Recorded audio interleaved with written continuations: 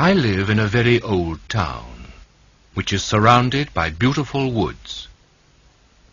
It is a famous beauty spot. On Sundays, hundreds of people come from the city to see our town and to walk through the woods. Visitors have been asked to keep the woods clean and tidy. Litter baskets have been placed under the trees. But people still throw their rubbish everywhere. Last Wednesday, I went for a walk in the woods. What I saw made me very sad.